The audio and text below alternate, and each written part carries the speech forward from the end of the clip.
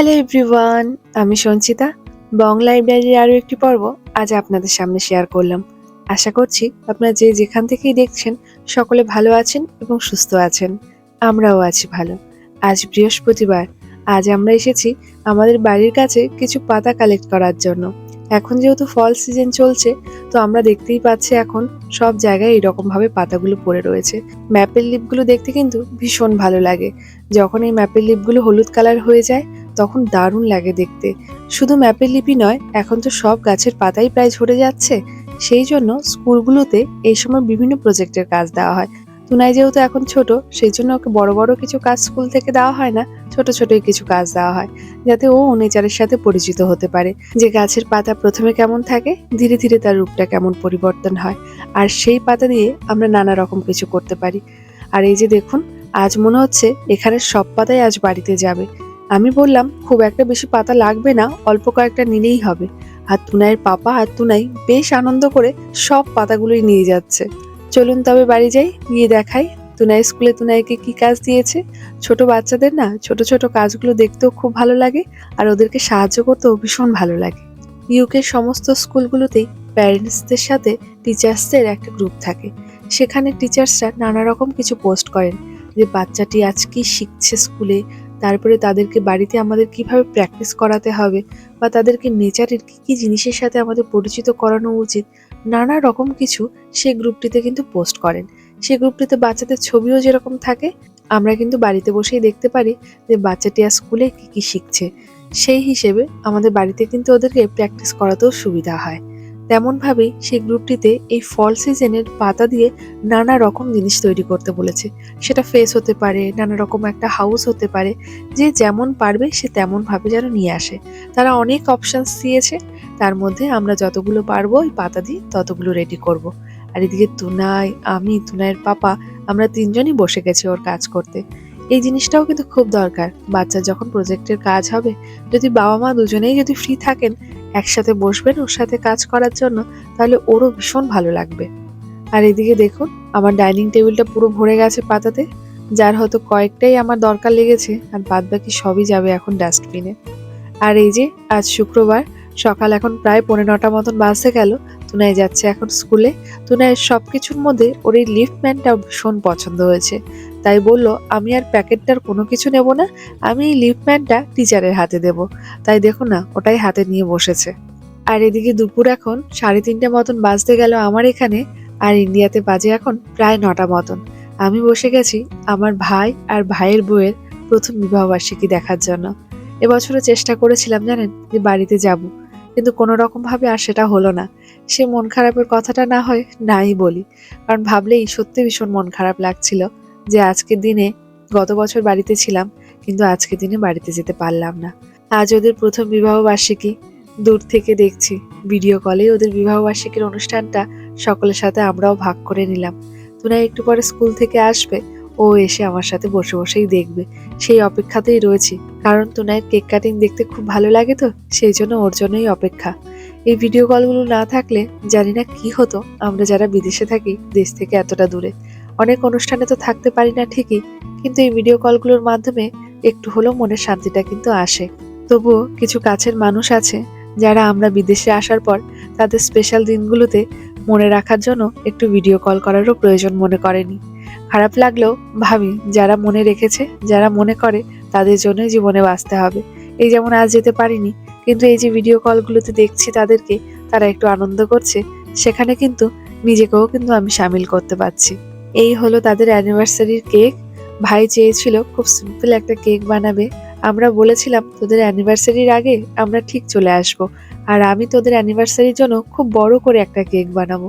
তাই দিদি যেহেতু কেক বানাতে পারেনি, সেই জন্য ভাইয়ের অত মনও হয়নি যে বড় কিছু কেক আনবে। ও বলছে আমি সিম্পল একটা কেক আনবো, ছোট একটা কেক আনবো, তুই আমার জন্য পরে কখনো বড় কেক বানাবি। তাই আজ ওদেরকে আশীর্বাদ করবেন, ওদের যেন নতুন জীবন খুব ভালো হয়, খুব সুখের হয়। হয়তো জীবনের অনেক অভিজ্ঞতা নেই ঠিকই, কিন্তু জীবনে বুঝেছি জীবনে কখনো ভালো কখনো খারাপ আসবেই। প্রিয় মানুষটিকে কখনো ছেড়ে যাওয়া, তার হাত থেকে ছেড়ে দেওয়া কখনোই উচিত নয়। সবাই আসবে বাবা, আমরা আবার সেলিব্রেশন করবো। তুনাইয়ের মন খারাপ হচ্ছে, সবাই ওখানে রয়েছে না, আমরা বুঝি না এই কষ্টগুলো লাগে। ও ও বুঝতে পারছে। অত কষ্ট লাগে বুঝি তো আমরা। কবে আসবে? খাবে তুমি? তুমি কেক খাবে?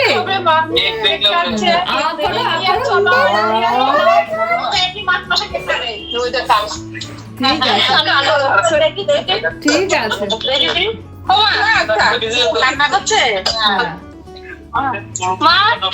মন খারাপ হচ্ছে, সবাই রয়েছে না, সবারই দেখছে দেখছে না।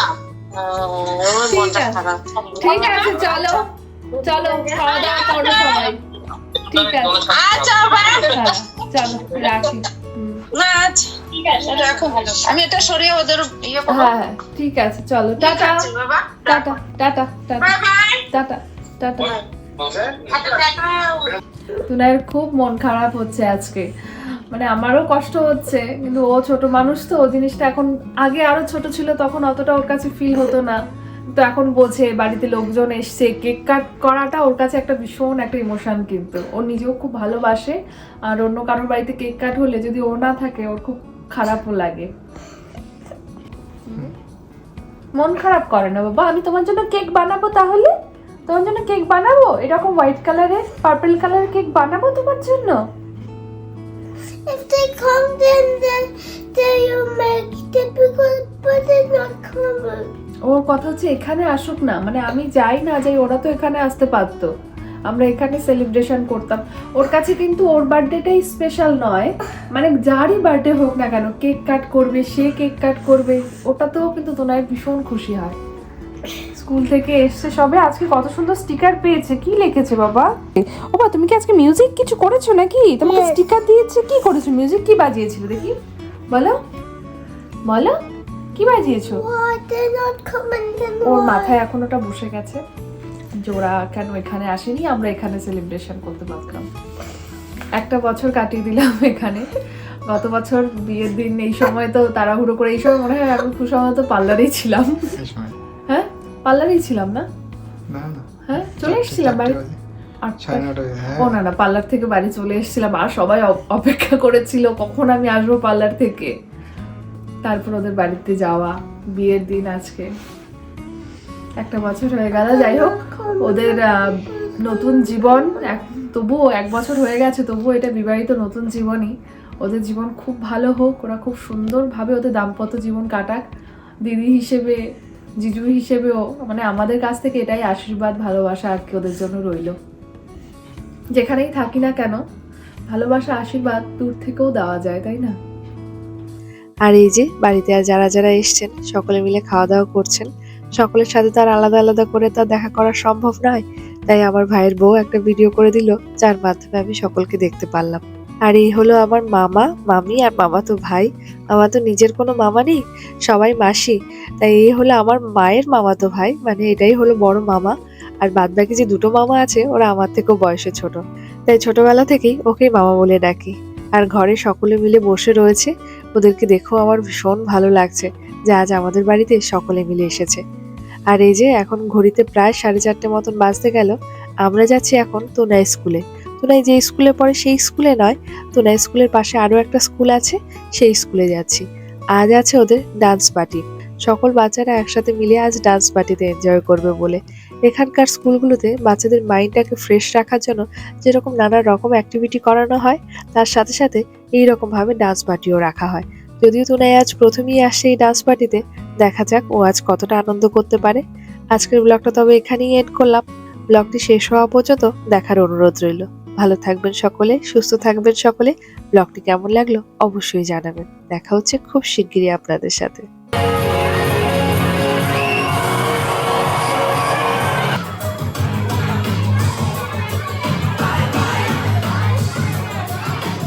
Yeah, is that all the inside?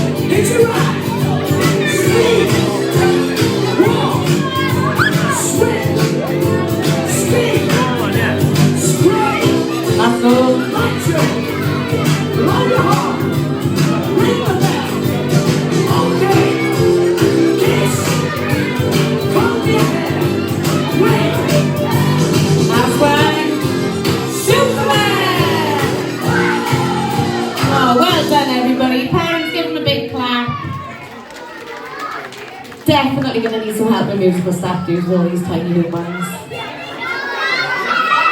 Definitely don't have enough hands for all of